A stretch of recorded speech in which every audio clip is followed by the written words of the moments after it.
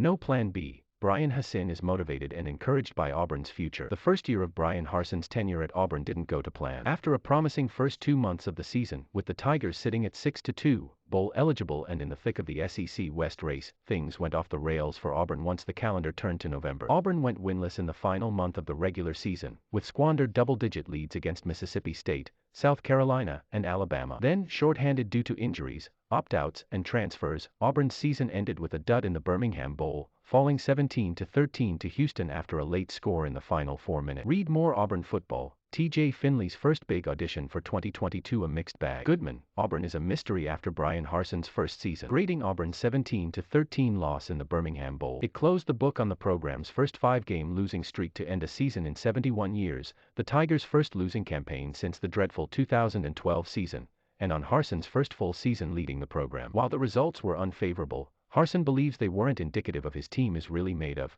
but as he briefly looked to the future of the program following Tuesday's loss at Protective Stadium, one thing was certain: Auburn has a lot of work to do to get from where it is to where Hassin believes he can elevate the program. There is no plan B, there's plan A, Hassin said, and we're here to make this work, and we've got a staff and a group of players that are all willing to do whatever it takes to make it work. At the end of the day, that's it. Well be driven, well be motivated. Whatever extra pressure, that's not really going to be needed to be applied, because we already feel that. We want to win and we want to be successful, and Auburn football should, in my opinion. So, there's things to clean up, there's a lot to do, and we're here to do it. It was too early Tuesday afternoon, in the immediate aftermath of another loss in which the Tigers came up just short, for Hassin to look back and fully assess his first season on the plane. That will happen in the coming days. Upon returning to Auburn, Hassin and his staff will evaluate where things stand after a tumultuous year one, a season that delivered some quality moments, like the program's first win at LSU in 22 years, as well as back-to-back double-digit wins against ranked opponents in Arkansas and Ole Miss, but was overshadowed by the tailspin to end the season. They'll assess the highs, the lows, what they learned and what deficiencies need to be addressed. Hassin and the coaches will immediately dive into recruiting,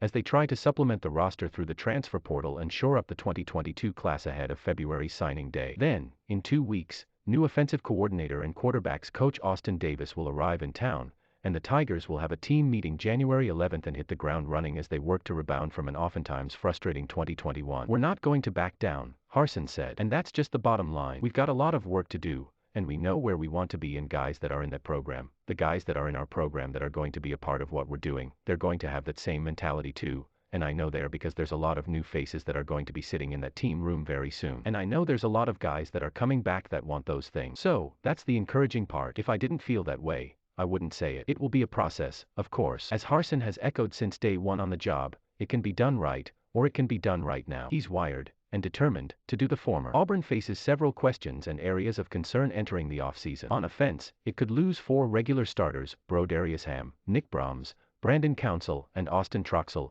and needs to continue to develop its receiving core behind emergent top target Kobe Hudson. At quarterback, the Tigers will need improved play from TJ Finley, who posted a straightforward message on his Instagram account Tuesday night saying time to get better, or whoever is behind center next season. The need for further development at quarterback will be one of the top priorities for Davis upon his arrival in January, while he will also work hand in hand with Hassin in trying to improve some of the key deficiencies that led to the team's late-game struggles on that side of the ball and an inability to finish drives at a consistent rate. Auburn scored touchdowns on just 9 of its 19 red zone trips during its 5-game losing streak, finding the end zone at a 47.4% clip, which would have ranked 123rd nationally if extrapolated over the full season. Defensively, Derek Mason's unit is losing some of its best and most productive playmakers in All-America cornerback Roger McCreary, senior safety Smoke Monday, and linebackers Zacoby McClain and Chandler Wooten. Some key defensive linemen, Derek Hall and Colby Wooden, are also mulling their futures and whether to declare for the draft or return for 2022. Hassin understands that the construction of the 2022 roster will be considerably different than this year's group. That's just a reality many teams face in the age of the transfer portal and one-time transfer waiver,